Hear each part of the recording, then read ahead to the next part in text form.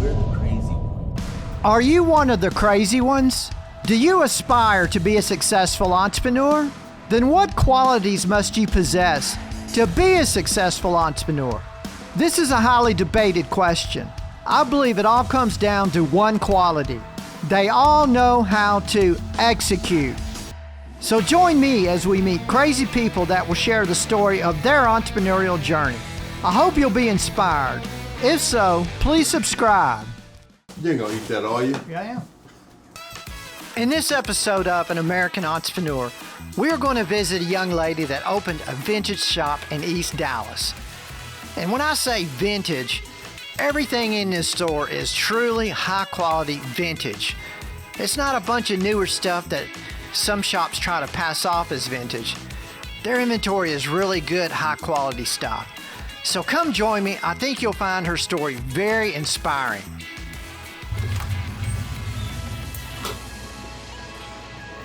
Well, hello, Chelsea. How are you? I'm good. How are you? Oh, pretty good. Well, thanks for having me out here.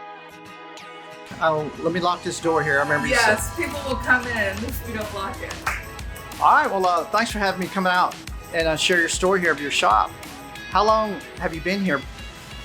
We've been in this location since November of 2022, so a little over a year and a half, and I love it. It's a great block. Love the neighbors. The traffic is awesome. Downtown's about 1.5 miles away, and people come down Live Oak and then Peak Street to get to 75, and so we get a lot of traffic right here. Great. A lot of exposure, I guess. Mm-hmm. Okay. Well, how about a tour of your place here? Can we start maybe at the very front here? This is very interesting. I love the way you got this set up. Yeah, the front window. So we change this out every month. My manager and one of my vendors do it because they're really good at merchandising. So we have a different theme, and this month's theme was Tiki. Because we were the official pre-party last Sunday for Dallas Tiki Week, which was this week. We were thrilled to get to have the pre-party, and there were tons of people here. We had a DJ, we had rum drinks, and of course lots of shopping. But yeah, that's why we did this theme. It's also just a good island summer theme, you know. People are going on vacations and thinking about being on the beach. So we switch this out every month. Next month we're going to do around the world because the Olympics start next month. Oh, okay, interesting. So yeah, we'll do around the world, and so we'll just have we pull items from the whole shop. I have 75 vendors here. It's a multi-vendor shop, and so we just pull items from everyone's booth and put them up here as part of our monthly display. It's a lot of fun. What's the principal reason why you change this out every month? There's a couple of reasons. For one thing, I think with a shop like this, if things look different, people are going to shop more because we do have people that come in every week. And so if things look different, then they're going to look at it. If it looks the same, they're going to pass by it.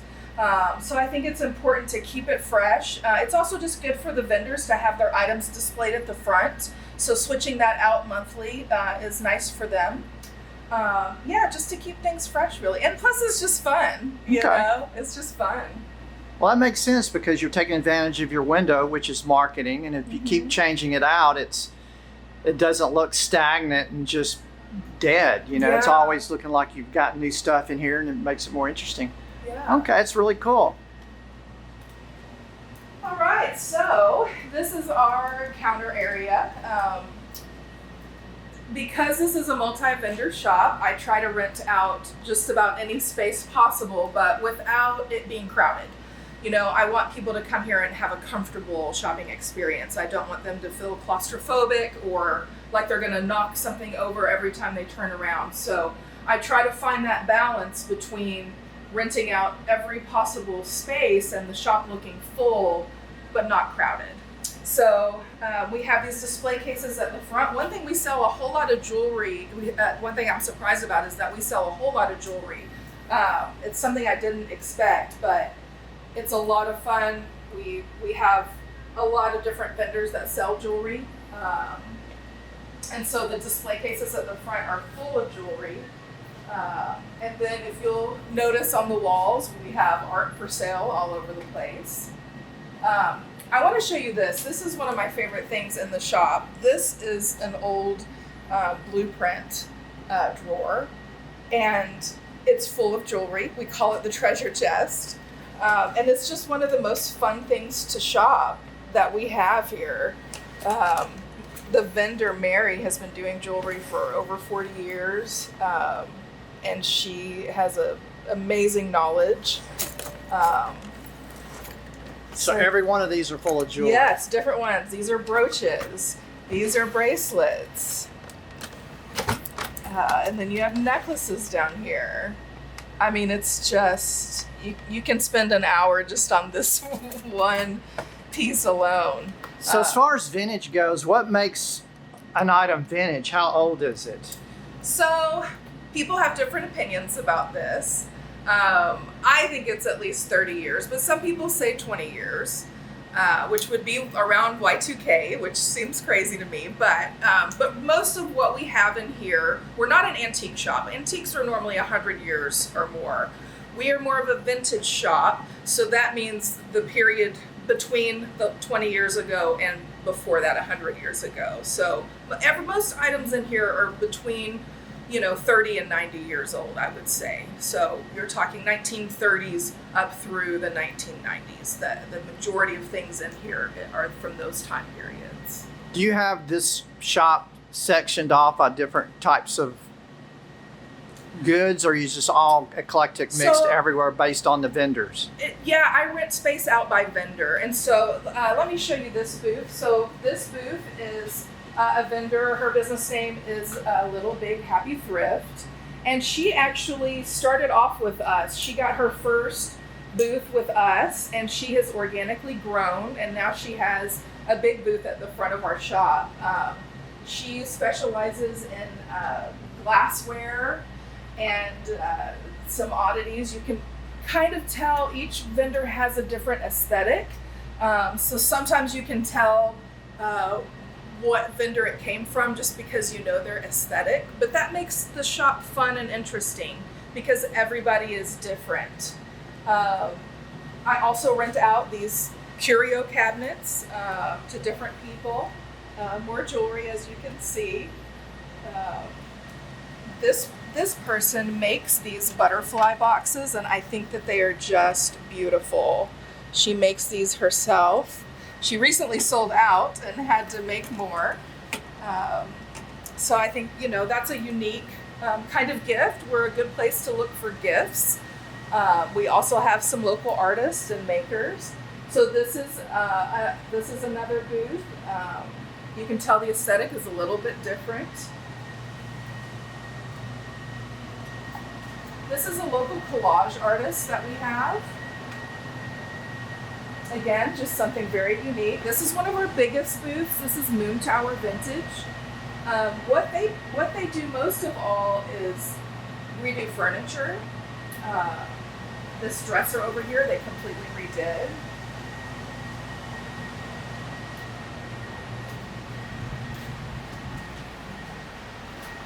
Let me get out of the way. I love this color. So they completely redo it. They replace the hardware. They paint it. They also, they like to put plants in the vintage containers. We do have a little bit of high-end, like name brand jewelry. Not a lot. We don't have a lot of gold or diamonds. I don't want to be a target for robbery. So we don't have a lot. We have a little bit. Take you to this area. This is more of a clothing area because it's near the fitting rooms. We have 2 fitting rooms. So with vintage clothing, that's really important because the sizing is different. Sizing is different depending on what decade it's from. A piece of clothing that's a size 10 from the 50s is not a size 10 now. And so it's important to have good dressing rooms for people to try vintage clothing on.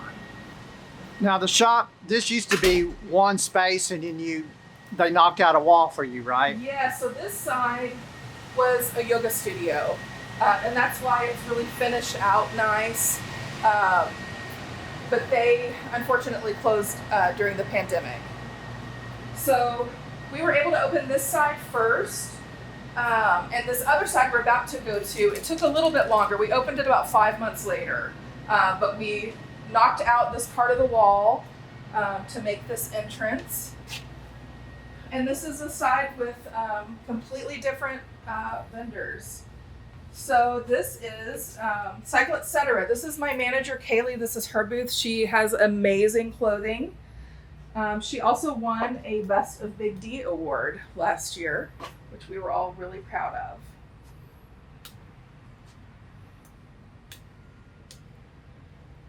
This whole section up front here? Yes, this side this as well? is all her. This is all her. And some of my vendors are also in other places, which I think is great. She's in 3 other antique malls. I have a couple of vendors like that, and they do it full time. This is their full-time job. This is my booth. You can see I kind of like the Western and Southwestern style, but I have a little bit of everything. We've got to feature this booth big time, don't we? Oh, I like this little mug here, or whatever it is. This little. Oh, is that a little Toby face. mug? Yeah. So one thing I will say about owning a vintage shop, I don't know anyone that, and I'm sure they're out there, but I don't know anyone that owns an antique mall or a vintage shop that doesn't sell their own stuff. Financially, it wouldn't be viable to me if I didn't have my own booth selling my own items. Like that really helps me be able to make a living. That makes sense, because I mean, you're in the business to begin with, so why would you not? Yeah, I think it would be really hard to run a shop like this if you weren't a reseller. Like you have to understand, I have 75 vendors in here, so it's really important that I understand where they're coming from. And I think it would be hard to do that if you were not a reseller yourself.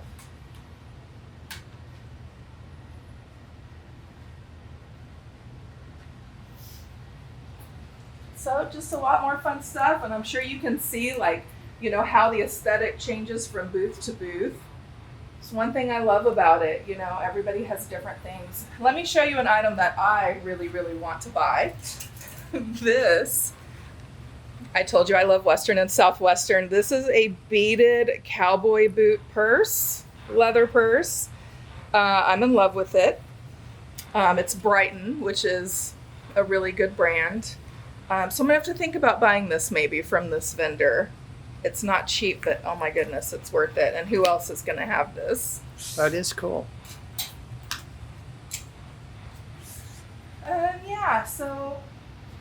And you'll notice too that the booths are different sizes, and that's to accommodate, how much rent someone wants to spend.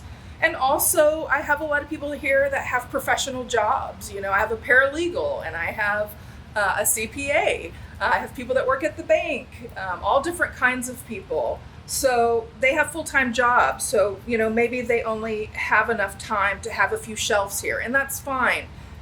For me, it's great to have options and for people to have different size booths, depending on how much time they have to put into it, because it is time consuming.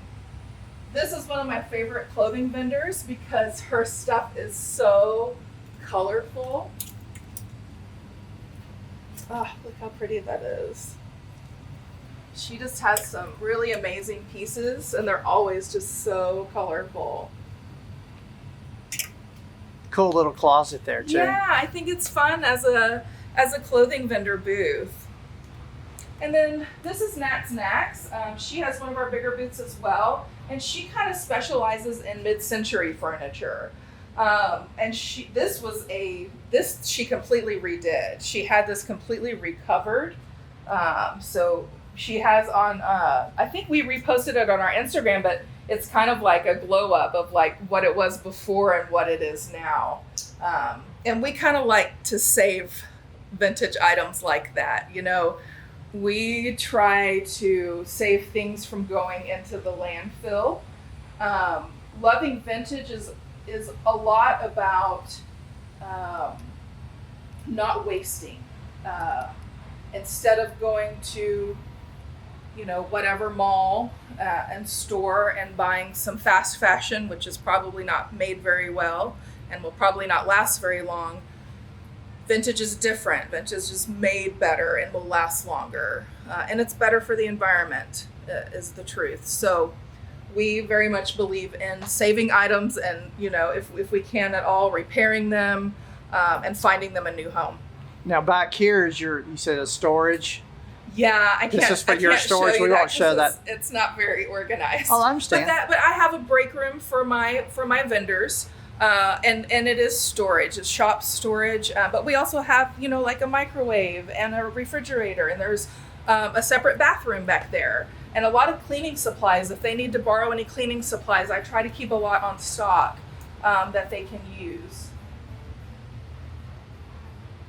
So you've got 75 vendors here, right? I have 75 vendors, but keep in mind, some only rent, a shelf. Like, for example, this is our kind of gift area. And so, like, this is my candle vendor. So she only needs one shelf. And this person makes this pottery herself. So she only needs half of a shelf. So that's how I get so many people in here, is I do rent some very small spaces, but it's really all they need. Also, to give them a chance to be an entrepreneur and sell some items that they make, just kind of test it out and see how it works out, I guess, right? And yes, this is a local artist. Yeah, I really like that. This is really cool. He's really fun. UFOs over Lubbock. Here's Jesus at Waffle House. He uses Whataburger a lot in his art. His name is Jackdaw Folk Art, and he is local. He's one of my favorites. SpongeBob Square Dance. I mean, he's got a great sense of humor. Yes, he does. And here is I survived the total eclipse of Texas. He also has mugs for that one. Is this shelf his only space? Yes, this is all he needs, is this one shelf. That is so cool. Yeah. And talking about entrepreneurs, I'm in a unique position because I'm an entrepreneur, but so are the 75 vendors I have in here. So, this is a bunch of small businesses inside of a small business.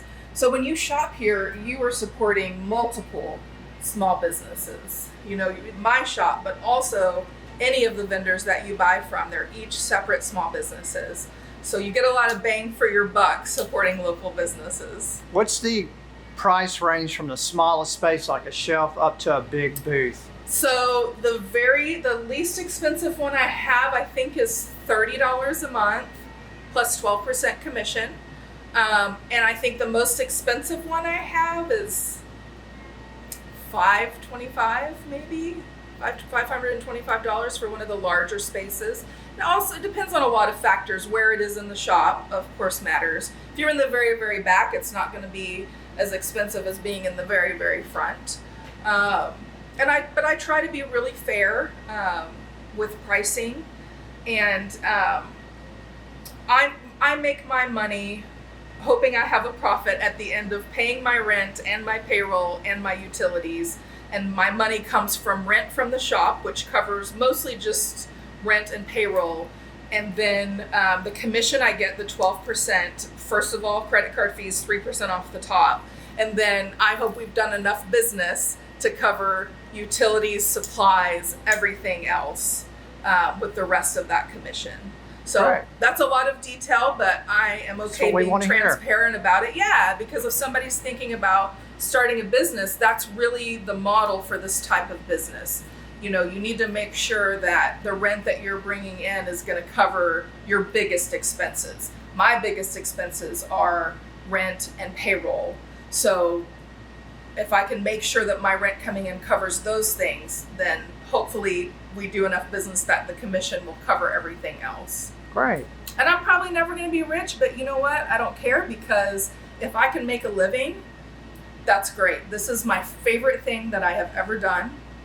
And so if I can just make a living and help a bunch of other people make a living or be successful in their hobby, be a successful entrepreneur, even if it's a very small business, that is wonderful. That makes me happy, and that means I'm successful. Great. All right, so introduce yourself and tell us a little bit about this business here. I'm Chelsea Callahan Haig, and I own East Dallas Vintage. It's a shop made up of multi-vendors. I have 75 vendors. So they rent space from me, and then they fill their own spaces with their items, and that's how it works. Was this your first business? So I had my own reselling business as a vendor for a long time before I opened a shop. I was in various antique malls with antique booths, and so I started doing that probably about 10 years ago. So what was your profession, or what were you doing prior to all that? I did payroll and HR at a corporate level, which is one reason I appreciate my job now so much, because I have worked a corporate job, a 9 to 5, or probably more than that. There's a lot of experience working at a corporate office, but it's just kind of not for me. But it does come in handy, the skills that I learned at the corporate level, because I am the owner. I have to do everything. So I do payroll, and I also have a bookkeeping background, and so I do our own books. And so great. all of that experience comes in handy. So how many employees do you have? Well, that's hard. I have vendors that I pay to work shifts. Okay, makes sense. Yeah, and so I probably have about 15 vendors out of the 75 that work paid shifts for me. Oh, great. So I guess your experience in having a booth lent itself to opening up, obviously, this business. Yes. And this is your very first, real business outside of a booth. Yeah, like first brick and mortar, first, full-time job as an entrepreneur, yes. Well, how are you inspired or influenced to do this?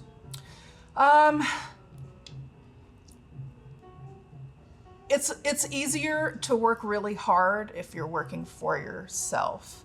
And so being my own boss and getting to do something that I'm passionate about, the opportunity came available, and even though it was scary, I couldn't say no to it.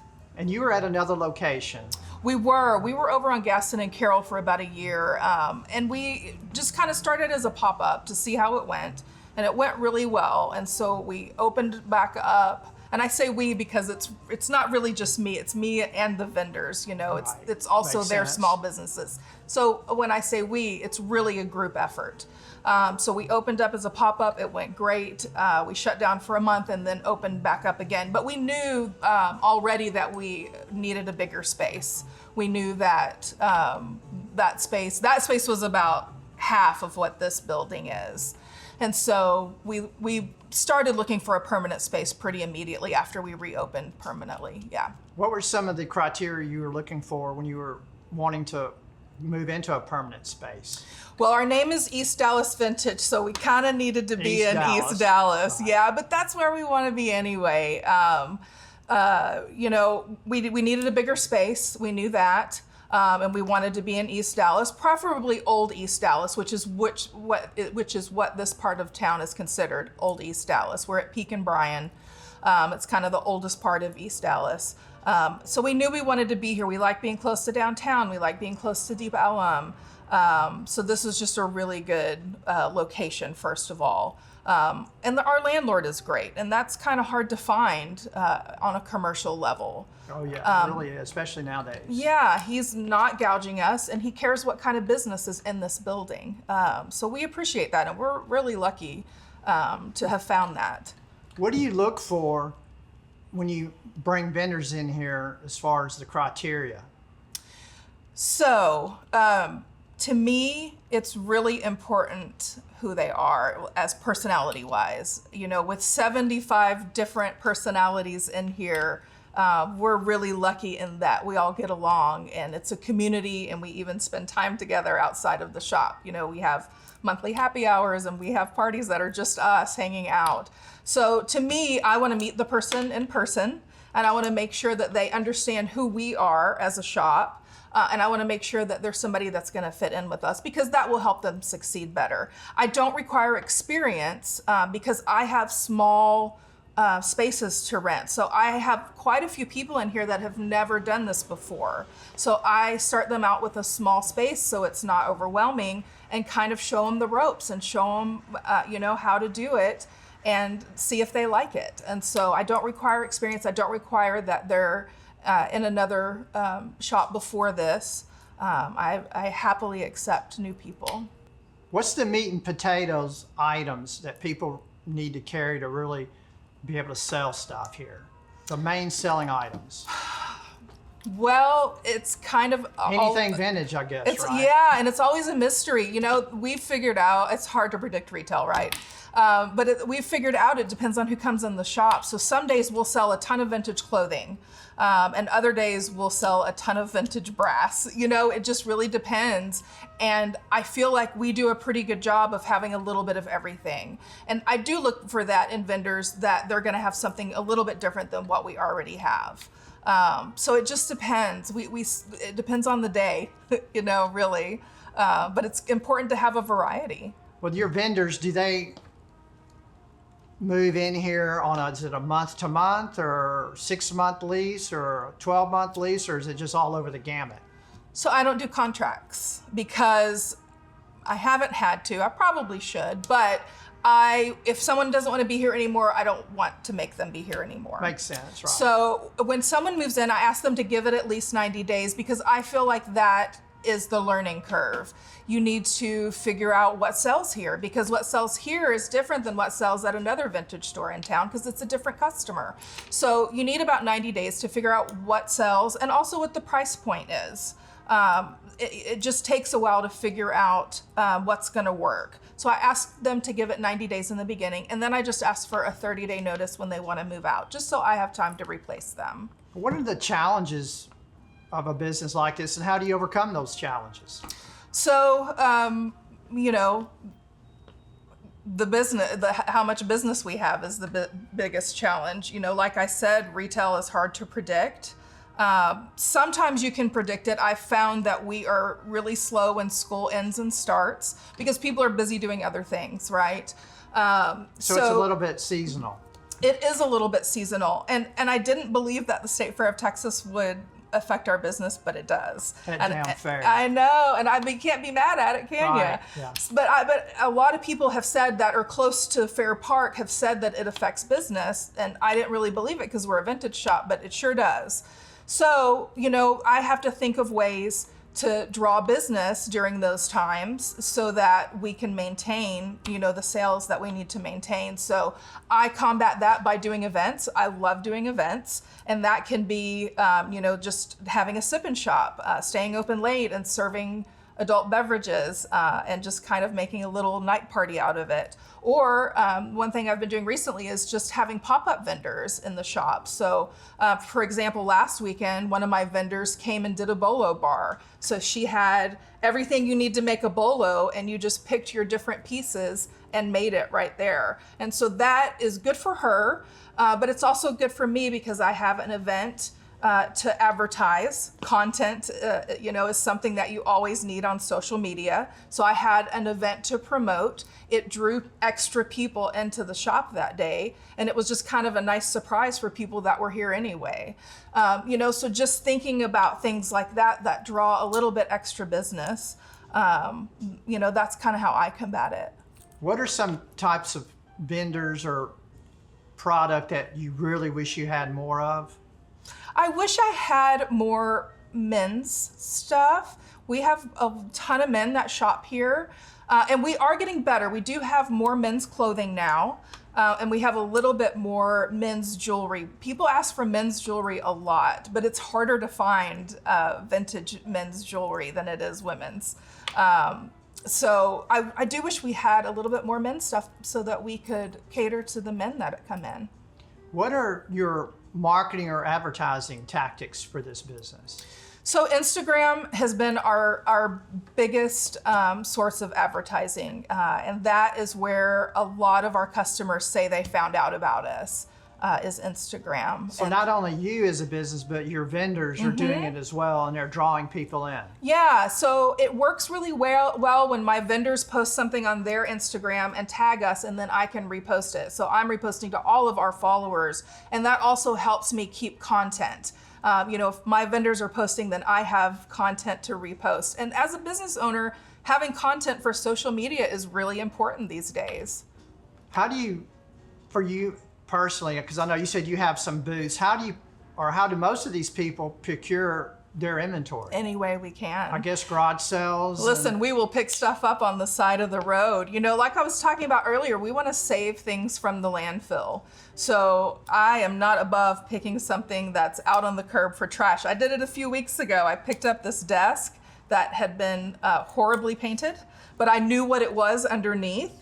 And so because the bones were good. And so I picked up this desk and I gave it to one of my vendors to redo. So okay, that's really cool. Yeah, so, you know, anyway, but yeah, estate sales, online auctions, thrift stores some, but thrift stores are tough. They're marked it up already, right?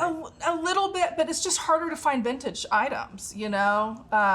We're looking for true vintage items. So thrift stores sometimes, but it's a lot of work. You at an estate sale, you may be able to find more. The price might be higher, but you'll find a lot of vintage, you know, if you're going to the right estate sale. Thrift stores, you got to hunt for that vintage stuff. And if it's in there, it probably doesn't stay in there long, I guess, right? Because a lot of people are going there doing the same thing. Exactly, especially Dallas proper. I try to kind of go to the thrift stores like out from the right in Dallas. The further out you go, the less competition you kind of have buying wise. Yeah. So, do you have a storage facility or storage unit or warehouse? We actually do. Because I thought I saw one yes. when I drove down the road. It said the same name. Yes. So I feel really lucky that we've been able to do this. There's a restaurant on the corner, Vietnam. Very, very good, by the way. Vietnam is on the corner here at Peak and Bryan, and next door we have what we call the East Dallas Vintage Annex. And really what it is our warehouse. It's our personal storage. I have about 15 vendors in there. It's the vendors that have bigger booths here. Right, that can turn their stuff. They have more stuff, yeah. And so they rent space over there as their storage instead of a storage space. But over there we have a lot more amenities than a storage space, like a bathroom and HVAC and a kitchen and Wi-Fi. And so it's a much nicer place for them to store their items where they can also work on them and they can price them and they can clean them. And then we open it up to the public once a month, the last Saturday of as an event, I guess? As a sale, yeah. Okay, last Saturday of every month. Last Saturday of every month from 9 to noon, we open it up to the public just for 3 hours, and we sell sometimes at discounted rates, things that we've had for a while, things that we just got and haven't made it over here yet, or things that just don't fit in the shop. So it's a whole building of different items.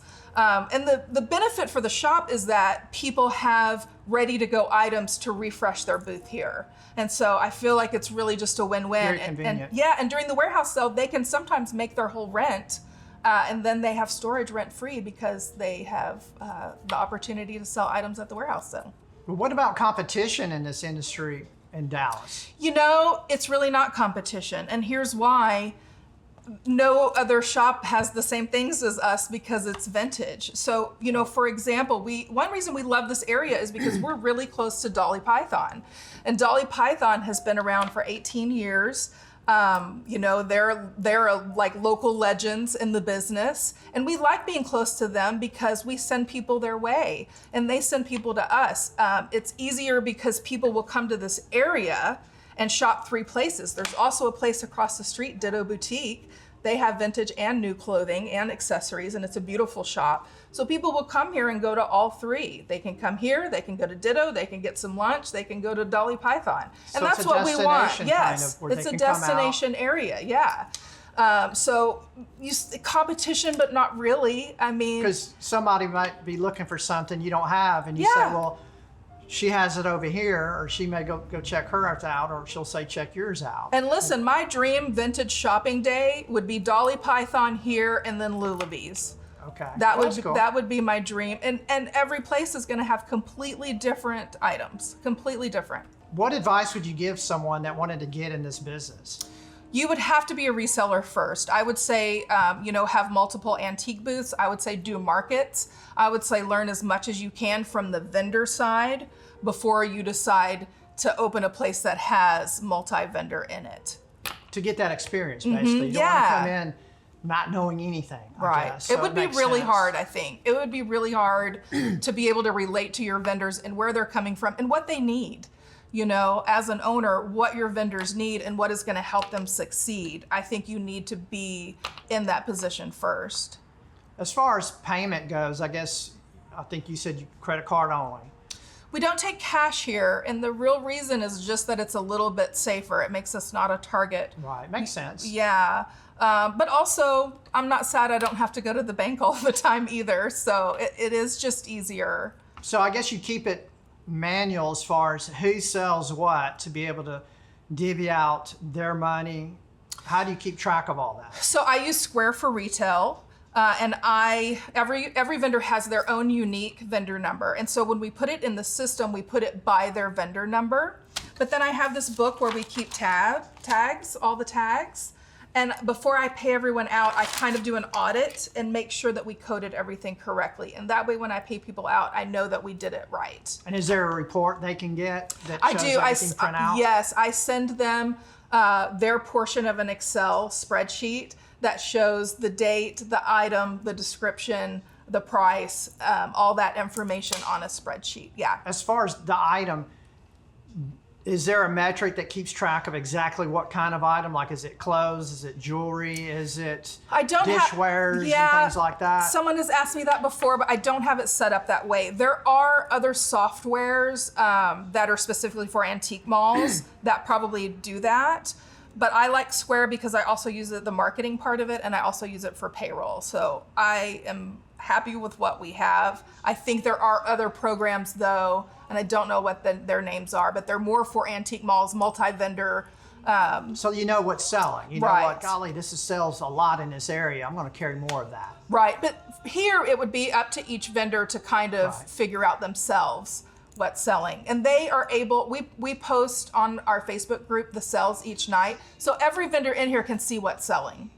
They don't just know what they're selling. They know That's really cool. Yeah, they know what's selling in the shop in general, and that helps them as well. Well, I would suppose if you had a vendor, or do you ever have this happen, that someone gets a booth, they stock it up, and then they just disappear? Because I would think that if you have a vendor that's not maintaining their booth and not getting sales, it's impacting you as well. For sure. Do you ever have that happen? And if you have, how do you deal with that? Occasionally, I will try to gently, ask them to come in and refresh. I'll just say something like, hey, how's it going? I try to be gentle about it because I have had booths before, and I also had a very demanding job, and it was hard for me to get there. So I know people are busy, and that's how it is. But it's for their own good. I don't want them to be paying rent if they're not making any sales. And so I'll just kind of like see where they're at, see what's going on. I never want to pressure anyone to stay if they just don't have the time, or it's just not a good for them in their lives right now. I would rather them not have this and look at it as a negative thing, right? Like a burden. Right. I But want if you them get to be into it, happy. you need to get into it and be all in, Yeah. or don't waste everybody's time. Yeah. Money-wise, what's the smallest booth rent or space rent up to the largest monthly space rent? I guess it's monthly. Yes, it is monthly. The smallest, I think, is a shelf for about $30 a month, plus 12% commission. The biggest is maybe $525 a month, but that's for a pretty Furniture big space. Sure. types things. Yeah, and it depends on where it is in the shop. If you're up in the front, it's a little bit more. If you're back in the back, it's a little bit less. So the rent that I bring in from the shop, it covers my biggest two expenses, which is rent and payroll. And so with the commission, 3% off the top for credit card fees. And the rest of that, I cover my other utilities, other costs, like supplies, like bags, just little things. That covers all of that. Well, as far as the spaces, I guess, do you walk the place? I guess you walk it pretty regularly to see which booths are not maintained. I guess you already know because you don't see those people in here. Yeah, I mean, I am luckily not here all the time. My manager works quite a bit, and so does my assistant manager. And so I'm not here all the time, so sometimes people come in and I don't know it. But sure, one thing, if we have a busy day, I kind of need to walk around and just kind of like reorganize people's things where it looks like there are holes. If we have a day where we've sold a lot of stuff, I kind of, and that kind of, shows me if they're well stocked or not. What are your plans 3 to 5 years from now? I would love to eventually have a second location. I'm not sure what part of town, but I'm also not sure how I'll do it since it's just me, and because I work here myself so much, I'm not sure how I would have yeah. And just with the way it's set up, it would be hard to cover that much payroll without the rent being really expensive. So maybe it'll work out sometime, but if it doesn't, if things just keep on going just like they are now, I love this location. I hope we get to renew our lease. If things just go like they're going now, I'll be a happy woman. So what are things that you know now that you wish you knew when you first got started? I think I know how to do a lot of things better now. I think I know how to do social media better now than I did at the beginning. I think it's a learning curve for me too, right? Because I haven't had a brick and mortar before. Also just vendor relations, just how to deal with different personalities, how to deal with different vendors. I think that's something I didn't think about, at the beginning. I think I also didn't realize I would have so many vendors. It's a lot, 75. Yeah, it is a lot. It's a lot of people, a lot of different personalities, but they're great and we have a great community. But I do have to make sure I understand how to deal with those different personalities. So I guess you have a website, right? We do have a website. It's eastdallasvintage.com.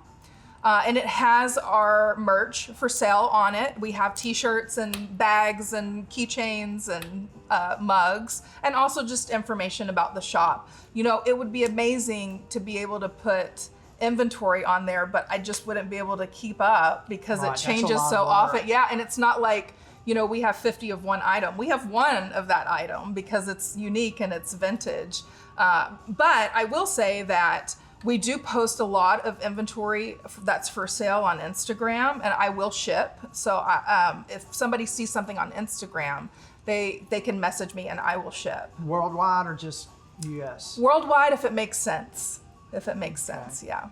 Well, what overall, any advice you'd give someone or anything you'd like to add about your shop or any advice that would help someone?